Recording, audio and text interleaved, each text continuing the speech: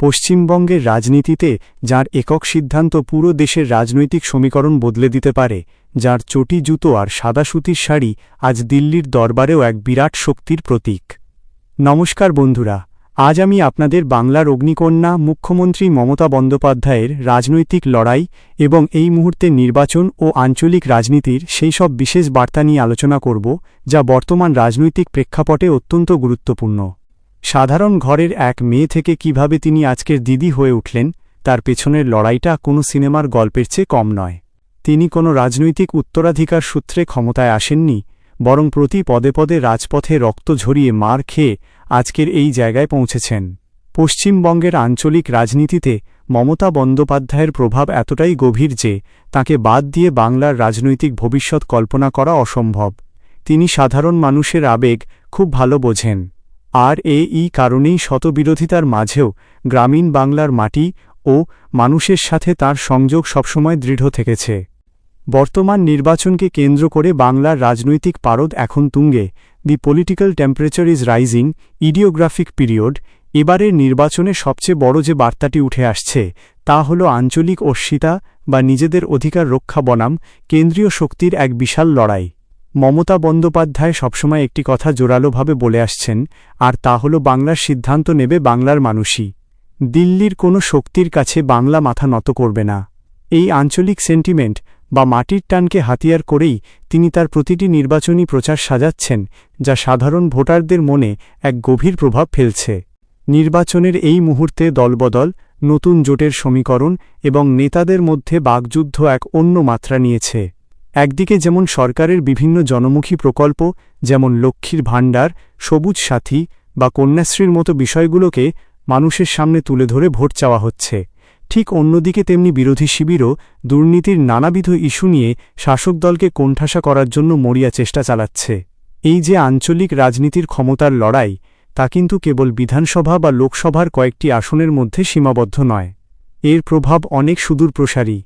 সাধারণ মানুষের কাছে এখন সবচেয়ে বড় প্রশ্ন হল, উন্নয়নের ধারা বজায় থাকবে নাকি পরিবর্তনের হাওয়া নতুন কোনো সমীকরণ তৈরি করবে। রাজনীতিতে শেষ কথা বলে কিছু নেই। In politics nothing is permanent. এই নির্বাচনী ময়দানে প্রতিদিন সমীকরণ পাল্টাচ্ছে। সকালের শত্রু বিকেলে বন্ধু হচ্ছে, আবার দীর্ঘদিনের বিশ্বস্ত সহকর্মীও দল ত্যাগ করে অন্য শিবিরে যোগ দিচ্ছে। কিন্তু এই সব কিছুর মাঝেও মমতা বন্দ্যোপাধ্যায়ের প্রধান শক্তি হল তার একক নেতৃত্ব এবং দলের ওপর তার তীব্র নিয়ন্ত্রণ। তিনি একা হাতেই পুরো নির্বাচনী প্রচারের হাল ধরে আছেন এবং বিভিন্ন জনসভায় দাঁড়িয়ে বিরোধীদের আক্রমণ শানাচ্ছেন। পশ্চিমবঙ্গের এই নির্বাচনী রণক্ষেত্রে গ্রামীণ এবং শহুরে মনস্তত্ত্বের মধ্যে যে বিরাট ফারাক রয়েছে, তা এবারের আঞ্চলিক সমীকরণগুলোকে আরও জটিল করে তুলেছে। কলকাতা বা তার আশেপাশের শহুরে এলাকার ভোটাররা, যেখানে মূলত কর্মসংস্থান, শিল্পায়ন এবং সরকারি স্বচ্ছতার মতো বিষয়গুলোকে বেশি গুরুত্ব দিচ্ছেন, ঠিক সেখানেই গ্রামীণ বাংলার চিত্রটা সম্পূর্ণ আলাদা। গ্রামের সাধারণ মানুষের কাছে দিদির তৈরি করা তৃণমূল স্তরের সামাজিক প্রকল্পগুলো এক বিরাট ভরসার জায়গা। লক্ষ্মীর ভাণ্ডারে সরাসরি আর্থিক সাহায্য কিংবা দুয়ারে সরকারের মতো উদ্যোগগুলো গ্রামীণ অর্থনীতির ভিতকে অনেকটাই মজবুত করেছে। তাই বিরোধীরা যতই দুর্নীতির ইস্যুতে শহর গরম করার চেষ্টা করুক না কেন, গ্রামের মাটিতে দিদির এই ওয়েলফেয়ার পলিটিক্স বা কল্যাণমুখী রাজনীতি এক দুর্ভেদ্য দুর্গ তৈরি করে রেখেছে। তবে এবারের নির্বাচনে আরেকটি বিশেষ বার্তা, যা রাজনৈতিক বিশ্লেষকদের নজর কাড়ছে, তা হল তরুণ ভোটারদের মনোভাব। The mindset of the young voters, idiographic period. বাংলার নতুন প্রজন্মের ভোটাররা ঐতিহ্যবাহী রাজনৈতিক দলবদলের বাইরে গিয়ে নিজেদের ভবিষ্যতের কথা ভাবছেন। তারা চান আরও বেশি সুযোগ, আধুনিক কর্মসংস্থান এবং পরিকাঠামোগত উন্নয়ন। মমতা বন্দ্যোপাধ্যায় এই বিষয়টি খুব ভালো করেই টের পেয়েছেন, আর তাই তিনি তার সাম্প্রতিক নির্বাচনী সভাগুলোতে বারবার আইটি সেক্টর, স্টার্ট আপ এবং বাংলার যুবশক্তির জন্য নেওয়া নতুন নতুন পরিকল্পনার কথা তুলে ধরছেন। তিনি বোঝাতে চাইছেন যে বাংলার সংস্কৃতিকে রক্ষা করার পাশাপাশি আধুনিক প্রগতির দিকে এগিয়ে নিয়ে যাওয়ার চাবিকাঠিও তার হাতেই রয়েছে। একই সাথে এবারের আঞ্চলিক ভোটব্যাঙ্কের লড়াইয়ে আদিবাসী, রাজবংশী বা মতুয়াদের মতো নির্দিষ্ট কিছু সম্প্রদায়ের ভোট কোন দিকে যাবে, তা নিয়ে চলছে তীব্র দড়ি টানাটানি।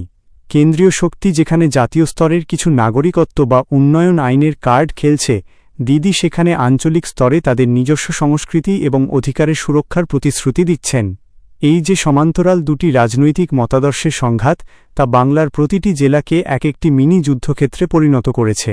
প্রতিটি জনসভায় ভিড় জমানো লাখো মানুষের চোখে এখন একটাই প্রশ্ন, দিল্লির ক্ষমতা নাকি বাংলার নিজস্ব আঞ্চলিক নেতৃত্ব, শেষ পর্যন্ত কার পাল্লা ভারী হবে?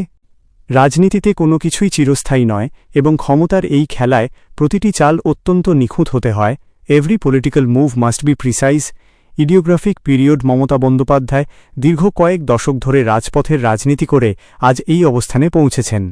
তিনি জানেন কিভাবে প্রতিকূল পরিস্থিতিকেও নিজের অনুকূলে ঘুরিয়ে নিতে হয়। প্রতিপক্ষের প্রতিটি আক্রমণের পাল্টা জবাব দিতে তিনি মেঠো ভাষায় যেমন পারদর্শী, তেমনি প্রশাসনিক স্তরেও অত্যন্ত কড়া। নির্বাচনের দিন যত এগিয়ে আসছে, রাজনৈতিক দলগুলোর প্রচারের ভাষা এবং কৌশল ততই তীক্ষ্ণ হচ্ছে। সোশ্যাল মিডিয়া থেকে শুরু করে চায়ের দোকান, সব জায়গায় এখন এই আঞ্চলিক মহাযুদ্ধের আলোচনায় মশগুল। এই রাজনৈতিক মহাযুদ্ধের ভবিষ্যৎ ফলাফল বা সম্ভাব্য সমীকরণ কী হতে পারে তা নিয়ে এখন দিল্লির নীতি নির্ধারক থেকে শুরু করে পাড়ার চায়ের দোকান, সব জায়গায় চুলচেরা বিশ্লেষণ চলছে। এই মুহূর্তে প্রতিটি দলের ভেতরে এক ধরনের স্নায়ুযুদ্ধ কাজ করছে। The battle of nerves has begun. দলীয় টিকিট না পেয়ে অনেক হেভিওয়েট নেতা যেমন ক্ষোভে দল ছাড়ছেন, তেমনি অন্য দল থেকে এসে রাতারাতি বড় পদের দাবিদারও তৈরি হচ্ছে।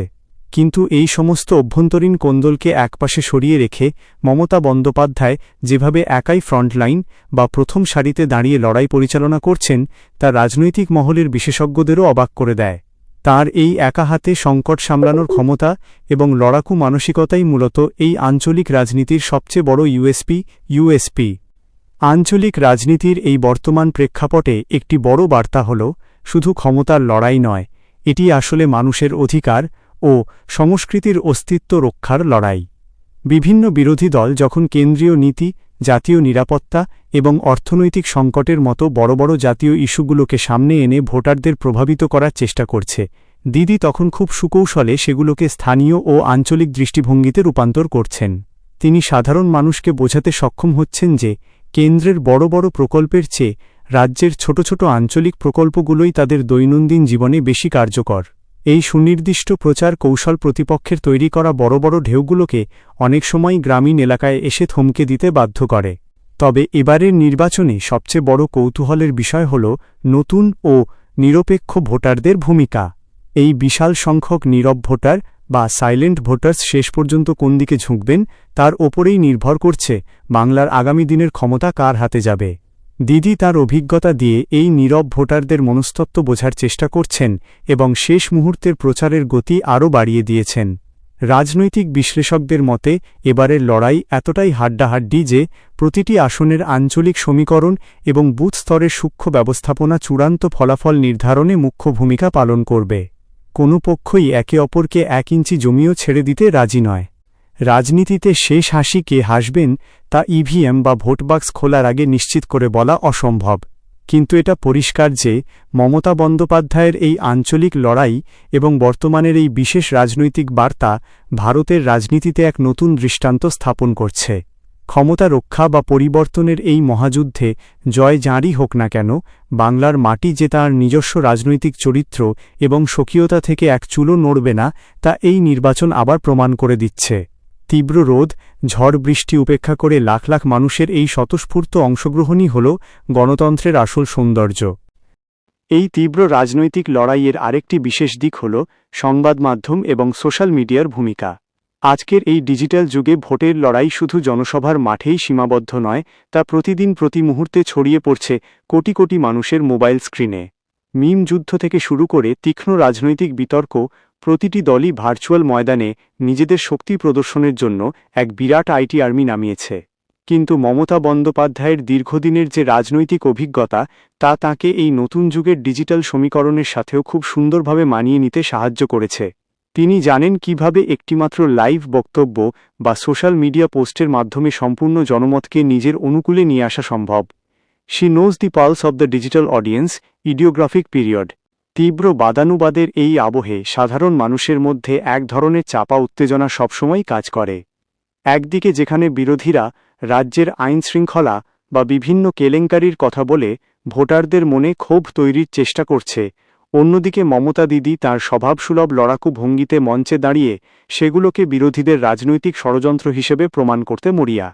এই রাজনৈতিক মনস্তত্ত্বের খেলা ভোটারদের জন্য সিদ্ধান্ত নেওয়া বেশ কঠিন করে তোলে।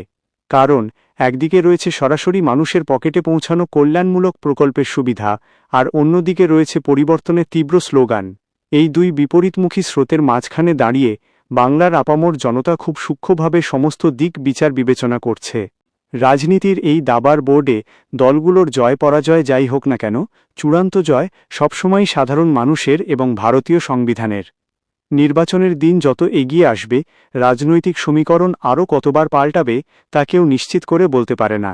তবে এই তীব্র আঞ্চলিক বার্তার মূল কথা হল, যে কোনো গণতান্ত্রিক কাঠামোয় স্থানীয় মানুষের চাহিদা, অনুভূতি এবং সংস্কৃতিকে অবহেলা করে কোনো বড় রাজনৈতিক মঞ্চ তৈরি করা অসম্ভব। এই সমস্ত রাজনৈতিক সমীকরণ, জনসভার গর্জন এবং ডিজিটাল প্রচারের ঝড়ের মাঝে একটি বিষয় অত্যন্ত পরিষ্কার: পশ্চিমবঙ্গের প্রতিটি নাগরিকই আজ এই পরিবর্তনের বা স্থায়িত্বের ইতিহাসের অংশীদার। মমতা বন্দ্যোপাধ্যায়ের এই রাজনৈতিক সফর এবং বর্তমান নির্বাচনের আঞ্চলিক বার্তা আমাদের মনে করিয়ে দেয় যে সত্যিকারের গণতন্ত্রে সাধারণ মানুষের অধিকার ও আবেগকে কখনো ছোট করে দেখা যায় না। ক্ষমতার এই টানাপোড়েন আগামী দিনে বাংলার রাজনীতিকে কোন দিকে নিয়ে যাবে তা সময় বলবে, কিন্তু এই মাটি যে লড়াইয়ের মাটি, অন্যায়ের বিরুদ্ধে গর্জে ওঠার মাটি, তা এই নির্বাচনের প্রতিটি পদক্ষেপে আবার প্রমাণিত হচ্ছে। ভোটের ফল যাই হোক না কেন, চূড়ান্ত জয় সবসময় জনতার রায়ের। এই তীব্র প্রতিদ্বন্দ্বিতাপূর্ণ পরিবেশ আমাদের শেখায় কিভাবে প্রতিকূলতার মুখোমুখি দাঁড়িয়েও নিজের আদর্শে অবিচল থাকতে হয়। আশা করি বাংলার এই মুহূর্তের নির্বাচনী আবহাওয়া এবং মমতা দিদির এই বিশেষ আঞ্চলিক বার্তা নিয়ে তৈরি করা গভীর আলোচনাটি আপনাদের বর্তমান রাজনৈতিক পরিস্থিতিকে আরও সহজভাবে বুঝতে সাহায্য করেছে। যদি এই বিশ্লেষণ এবং আলোচনা আপনাদের ভালো লেগে থাকে এবং বাংলার রাজনীতির এই নারী নক্ষত্র বুঝতে বিন্দুমাত্র সাহায্য করে থাকে, তবেই আমাদের এই প্রচেষ্টা সার্থক হবে। নিয়মিত এমন সব রাজনৈতিক বিশ্লেষণ, বাস্তব জীবনের অনুপ্রেরণামূলক গল্প এবং তথ্য সমৃদ্ধ ভিডিও পেতে সর্বদা আমাদের পাশে থাকবেন। আপনাদের সবার সচেতন চিন্তাভাবনা এবং সুস্থ গণতান্ত্রিক মানসিকতা বজায় থাকুক, এই কামনাই করি। সবাই সুস্থ থাকুন, ভালো থাকুন এবং নিজের সুচিন্তিত মতামতের শক্তিতে বিশ্বাস রাখুন। স্বাগতম আমাদের প্রিয় চ্যানেল এডুভাইভ স্টুডিওতে। আমাদের সাথে থাকার জন্য এবং আপনাদের মূল্যবান সময় দেওয়ার জন্য আপনাদের সবাইকে জানাই আন্তরিক ধন্যবাদ ও গভীর কৃতজ্ঞতা। আজ এই বিশেষ আলোচনা এখানেই শেষ করছি। খুব শীঘ্রই দেখা হবে নতুন কোনো আকর্ষণীয় বিষয় বা অনুপ্রেরণামূলক কাহিনী নিয়ে।